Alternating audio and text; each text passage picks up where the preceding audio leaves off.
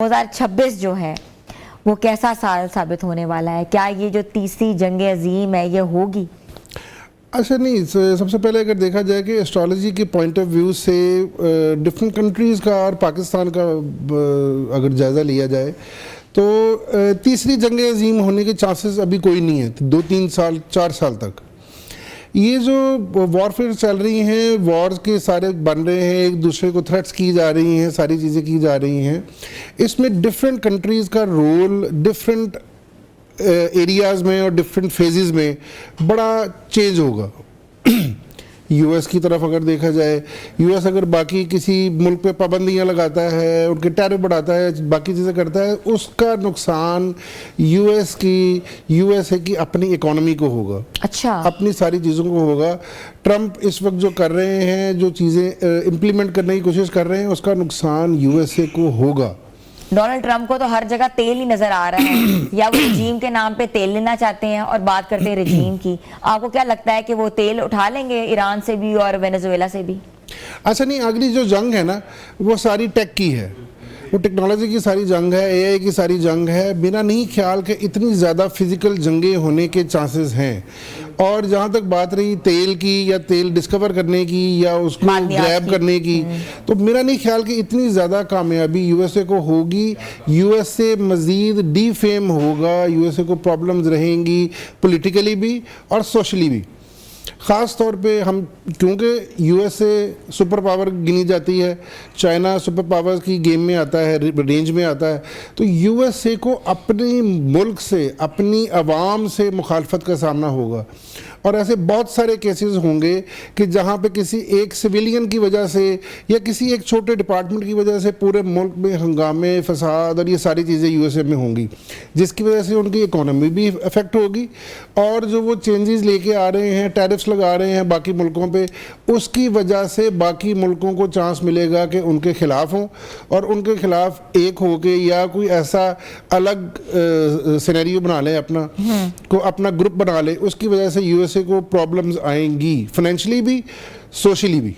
तो इसका मतलब है कि जंग नहीं होगी, या ये साइबर वॉर हो सकती है, साइबर वॉर हो सकती है, टेक वॉर हो सकती है, एआई की वॉर हो सकती है, लेकिन फिजिकल वॉर इतनी ज्यादा, न्यूक्लियर वॉर नहीं होगी। न्यूक्लियर वॉर का बिल्कुल चांस कोई नहीं है, दूर दूर तक। बस दूर दूर से डरा रहे हैं, सिर्फ डरा रहे हैं। और डराने के पीछे जो उनके अपने मकासद है, और वो भी मकासद हल नहीं होंगे, वो उनको पा नहीं सकेंगे। अच्छा, आप मुझे बताएं कि सियारों की पोजीशन क्या कहती है कि एक दूसरे के साथ कौन सा मुल्क ताल्लुकात रखेगा और कौन से मुल्क में मसाइल होंगे, अगर हम मशरिक़ वुस्ता की बात करते हैं? अच्छा, इसमें बड़ी 2024 और 25 ख़ास तौर पे कि इसराइल की तरफ से जिस तरह की बर्बरियत का मुजाहरा किया गया और बाकी सारी चीज़ों पे किया गया, इसमें बड़ी रैपिड चेंज आएगी। जैसे ही फरवरी और मार्च स्टार्ट होगा, यहाँ पे जाके बहुत रैपिड चेंज आएगी। मुसलमान ममालिक जो हैं, ख़ास तौर पे गल्फ़ कंट्रीज़, वो एक बड़ा स्ट्रॉन्ग स्टैंड लेंगी इस 10 फरवरी के बाद से। अच्छा, ये आप देख रहे हैं, बड़ा स्ट्रॉन्ग स्टैंड लेगी और इसराइल को बिल्कुल बैकफुट पे जाना पड़ जाएगा। और दूसरी बात यह है कि इसराइल के ऊपर भी अटैक्स हो सकते हैं। अच्छा, और बड़े सुईर अटैक हो सकते हैं। उसी की वजह से इसराइल कौन करेगा? किसकी हिम्मत अटैक करने की? मुसलमान मुल्क कोई भी हो सकता है।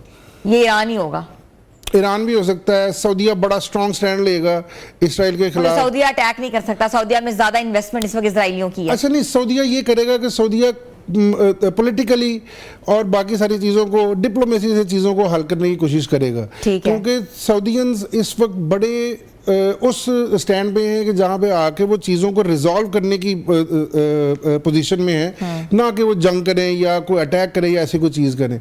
लेकिन वो ट्रंप जिन्हें जैसे कहा 2025 में कि मैंने 7 जंगें रुकवाई हैं, तो अब सऊदीया का गल्फ़ का रोल बहुत ज़्यादा इंपॉर्टेंट है। ये जंगें रुकवाने पे, इसराइल की बाकी सारी चीज़ों को रोकने में, अमेरिका को ख़ास तौर पर एक पैगाम देने में कि मुसलमान ममालिक के ऊपर हमला ना किया जाए या ऐसा ना किया जाए। मुझे पता है 2026 सारे मुसलमान ममालिक जो हैं वो इत्तेहादी बनेंगे एक दूसरे के। अच्छा, ये हमें बड़ी इंपॉर्टेंट बात आपको मैं बताता चलूँ।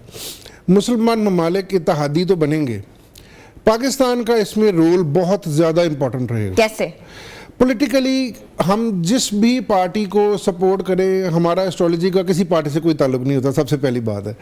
हमें ये नज़र आ रहा है कि पाकिस्तान की गवर्नमेंट, आर्म फोर्सेस और जुडिशरी इतना ज़्यादा स्ट्रॉन्ग कर देंगी, जैसे कि अप्रैल मई 2025 के बाद पाकिस्तान की आर्म फोर्सेस का इमेज बहुत ज़्यादा बुलंद हुआ, पाकिस्तान का इमेज बहुत अच्छा हुआ पूरी दुनिया में, और पूरी दुनिया में अप्रिशिएट किया गया।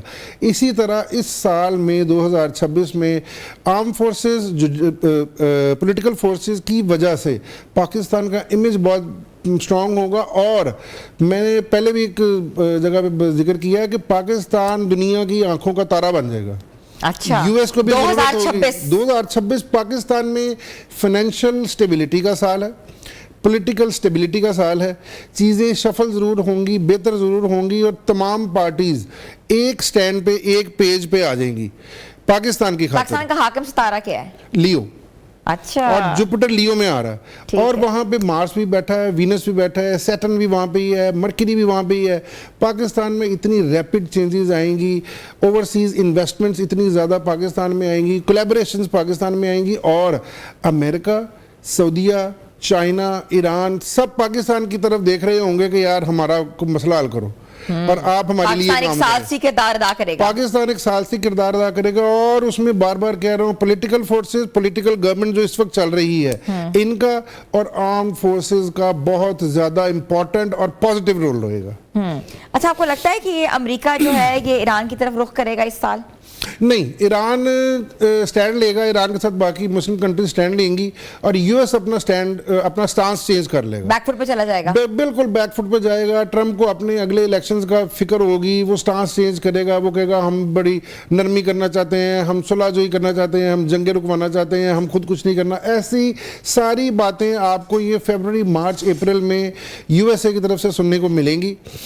हाँ, जहाँ तक यूएसए की अपनी फाइनेंशियल कंसर्न है, इकोनॉमी का है, वहाँ भी उनके जब क्राइसिस आएंगे तो हो सकता है कि वो वीज़ाज कैंसिल हों, बाकी मुल्कों को वीज़ाज ना दें, जो वहाँ पे पुराने रह रहे हैं उनको वहाँ से डिपोर्ट करें, उनको डिपोर्ट करें। ये सारी चीज़ें करेंगे अपनी इकोनॉमी को बेहतर करने के लिए। लेकिन इसके साथ साथ मैंने ये बताया कि सोशली और अवाम की तरफ से, यूएस की अवाम की तरफ से कोई ना कोई गवर्नमेंट के खिलाफ मुजाहरे, एहतजाज, बाकी सारी चीज़ें चलती रहेंगी, जिसका डोनाल्ड ट्रंप को नुकसान होगा।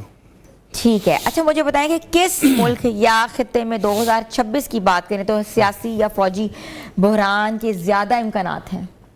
अच्छा, इसमें 2-3 मुल्क जो है, हमने क्योंकि मंडेन एस्ट्रोलॉजी भी करके देखी और सारा कुछ देखा, उसमें मुझे 2-3 बड़े कॉन्फ्लिक्ट नज़र आ रहे हैं। इस वक्त टर्की बड़ा राइज पे है, लेकिन मुझे लग रहा है कि टर्की इस वक्त फाइनेंशियल कंडीशंस में और बाकी सारी चीज़ों में इसको भी यूएस की तरफ से कोई ना कोई ऐसा प्रॉब्लम्स आएंगी जिसकी वजह से सैंक्शन लगी हुई है और ज़्यादा हो जाएंगी।